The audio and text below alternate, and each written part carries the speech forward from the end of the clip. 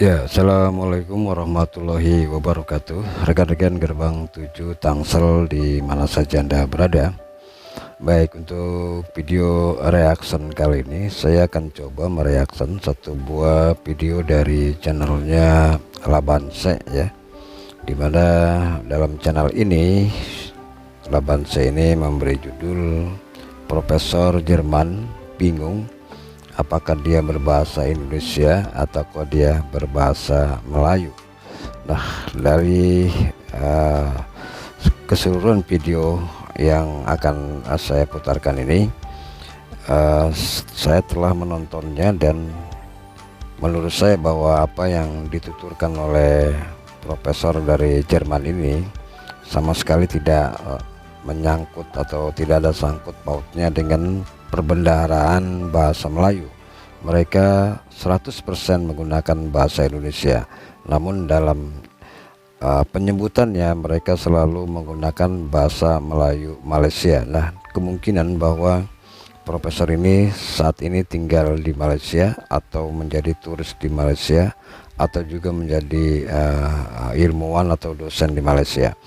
Nah, baik, untuk rekan-rekan semua, coba kita dengarkan video dari Labanse ini tentang profesor Jerman yang kebingungan buat kita apakah mereka menggunakan bahasa Melayu ataukah mereka menggunakan bahasa Indonesia. Coba kita dengarkan berikut ini.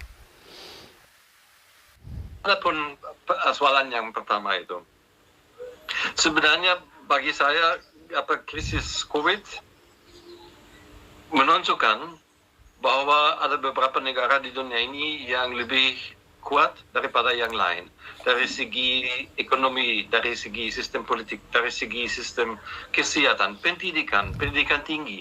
Itu semuanya sebenarnya yang dibangun selama beberapa dekad di Malaysia, itu semuanya memberi satu kekuatan dalam krisis COVID ini. Walaupun buruk, walaupun tidak begitu enak pengalaman itu untuk kita semua, banyak yang jadi sakit, banyak yang kena depresi, banyak yang ada masalah ekonomi karena kurang boleh berdagang atau bekerja.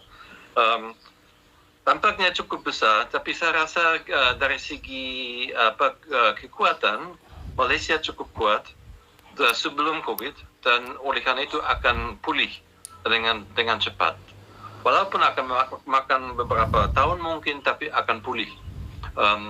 Dan yang berkaitan dengan bahasa Melayu semakin penting di peringkat antarabangsa, seperti nanti akan saya jelaskan dalam PowerPoint. Semakin penting, kenapa? Karena Malaysia menjadi satu negara yang pada hari ini banyak dikaji di peringkat antarabangsa. Dulu itu hanya di Inggris mungkin atau di Australia atau di Singapura yang memperhatikan tentang Malaysia. Pada hari ini itu di seluruh dunia adalah penyelidik muda dan kurang muda, lebih tua, yang memperhatikan tentang Malaysia. Dan di dalamnya mereka menggunakan bahan yang bahasa bagus, Indonesia, bahan ilmiah. Sebagian bahan ilmiah yang bagus diliputi oleh ISI, Web of Science atau Scopus atau pangkalan data seperti itu. Tetapi sebagian besar dari bahan yang penting dalam pengajian tentang Malaysia bahasa Melayu adalah dapat disediakan di MySite, satu pangkalan data yang memberi akses full teks penuh kepada semua pengguna di seluruh dunia. Dan di dalamnya ada dua bahasa yang penting, yaitu bahasa Melayu dan bahasa Inggris, tergantung bidang.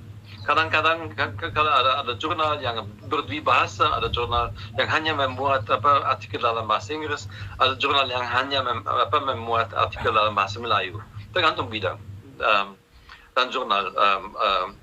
Dengan itu, kita di luar Malaysia dan juga di Malaysia sendiri, di seluruh dunia pada saat ini ada akses ke terbitan bahasa Melayu, tidak hanya dalam bidang bahasa, budaya, politik, ekonomi, tetapi juga dalam bidang sains.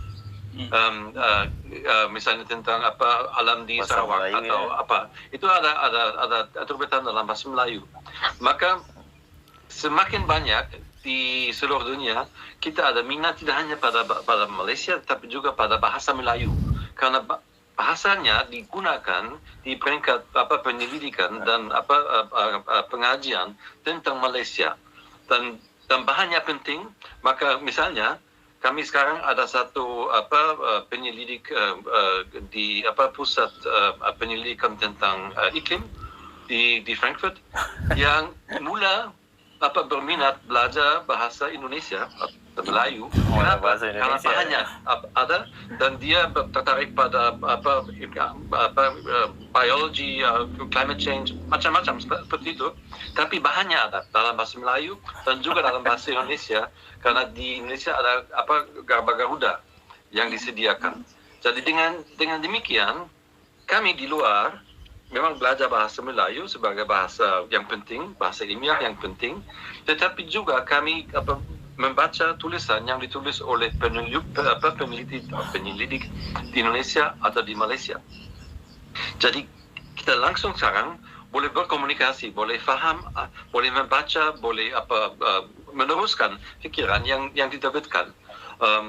Dengan demikian dunia penyelidikan tentang Indonesia, tentang Malaysia berubah, dan dasarnya adalah bahwa ratusan jurnal dari Malaysia, ribuan jurnal dari Indonesia sekarang diberi akses full text percuma untuk semua pengguna di dunia ini. Dengan demikian bahasa Melayu, bahasa Indonesia menjadi bahasa ilmiah yang amat penting. Nah, saudara, itu ya satu video dari pernyataan profesor dari Jerman ini. Nah, kalau kita amati dari pembicaraan atau kata-kata, tutur kata mereka, ini jelas sekali bahwa mereka ini menggunakan bahasa Indonesia. Jadi tidak ada satu intonasi atau kata-kata yang seolah-olah mereka menggunakan bahasa Melayu. Ini sama sekali tidak ada kata-kata bahasa Melayunya ya. Jadi ini murni dari pembicaraan profesor Jerman ini murni ke dalam bahasa Indonesia. Barangkali yang beliau sampaikan tadi bahwa bahasa Melayu ini sudah dipelajari di berbagai dunia, barangkali itu adalah bahasa Indonesia ya, bukan bahasa Melayu. Dan saya mengira juga bahwa profesor ini mungkin melakukan penelitiannya di Malaysia, tapi mereka belajar bahasa di perguruan tinggi yang ada di negaranya, di Jerman, itu bahasa Indonesia. Makanya dia bilang antara bahasa Indonesia, banyak artikel-artikel dari Indonesia dan juga banyak artikel-artikel dari Malaysia. Dan ternyata apa yang dia ucapkan tadi, beliau 100% menggunakan bahasa Indonesia, tidak ada sangkut pautnya atau tidak ada ucapan-ucapannya yang mengarah kepada bahasa Melayu.